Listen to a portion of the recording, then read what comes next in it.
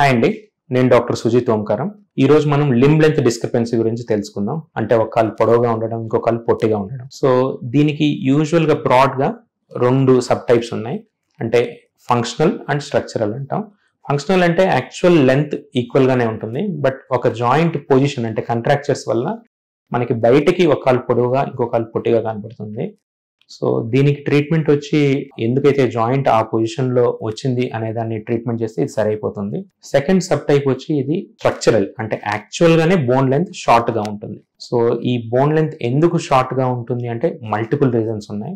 Most common వచ్చి hemi hypertrophy అంటారు. అంటే one side of the body long గా గ్రో అవుతూ ఉంటుంది, అదొక రీజన్.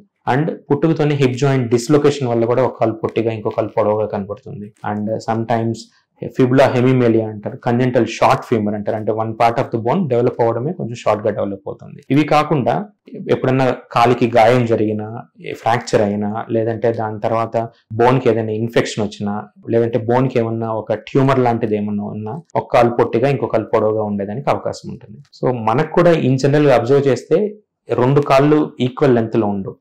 1 or 2 సెంటీమీటర్స్ మనకు కూడా ఒక డిఫరెన్స్ ఉంటుంది, బట్ బాడీ దాన్ని అడ్జస్ట్ చేస్తుంది. సో అన్ని లింబ్ లెంత్ డిస్క్రిపెన్సీస్ కి ట్రీట్మెంట్ అవసరం ఉండదు. కానీ ఒకవేళ డిస్క్రిపెన్సీ అంటే డిఫరెన్స్ కానీ 2 సెంటీమీటర్స్ టు 5 సెంటీమీటర్స్ ఉంటే మనం షూ రేజ్ ఇచ్చి అడ్జస్ట్ చేయాల్సి ఉంటుంది. లేదంటే వాళ్ళు టో వాకింగ్ అంటే కాళ్ళు కింద పెట్టి వేళ్ల మీద నడవడం అనేది చేస్తూ ఉండొచ్చు. అండ్ దీన్ని ప్రాపర్ గా ఐడెంటిఫై చేసే దానికోసం మనం స్కానోగ్రామ్ అని ఒక టెస్ట్ చేస్తాం. అంటే హిప్ నుంచి యాంకిల్ దాకా ఒక సింగిల్ ఎక్స్రే తీసి ఏ part of the bone short ఉందనేది మనం తెలుసుకోవచ్చు.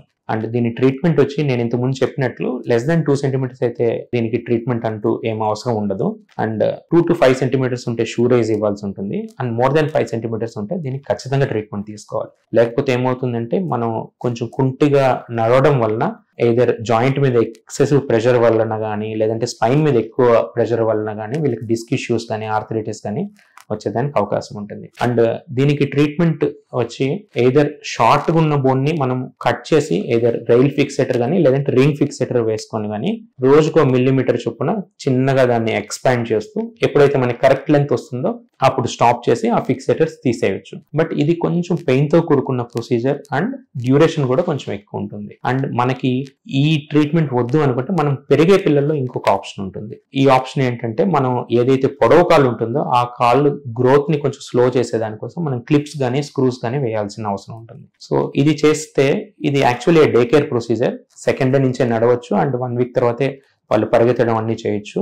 విత్ గ్రోత్ మనం లాంగ్ లెగ్ ఏదైతే ఉంటుందో అది షార్టన్ అవుతుంది. అండ్ షార్ట్ లెగ్ తో మ్యాచ్ అయిన వెంటనే మనం ఈ ప్లేట్స్ ఆర్ క్లిప్స్ తీసేయచ్చు అండ్ గ్రోత్ అనేది ఈక్వల్ అయిపోతుంది. బట్ దీంట్లో గుర్తుంచుకోవాల్సిన అవసరం ఏంటంటే ఈ రోజు మనకి 2 సెంటీమీటర్స్ ఉన్న డిఫరెన్స్ రేపు 5 to 6 సెంటీమీటర్స్ రావచ్చు ఒక 5 to 6 years తర్వాత. సో ఎట్ మెచ్యూరిటీ ఎంత డిఫరెన్స్ ఉంటుంది అనేది మీ పీడియాట్రిక్ ఆర్థోపెడిషన్ అడిగితే వాళ్ళు గ్రోత్ చార్ట్స్ వేసి వీళ్ళలో ఎట్ మెచ్యూరిటీ అంటే పూర్తి హైట్ అయిన తర్వాత ఇంత డిఫరెన్స్ ఉండొచ్చు, దీనికి ఈ ఏజ్ లో ట్రీట్మెంట్ తీసుకోవాలనేది చెప్తారు. Thank you.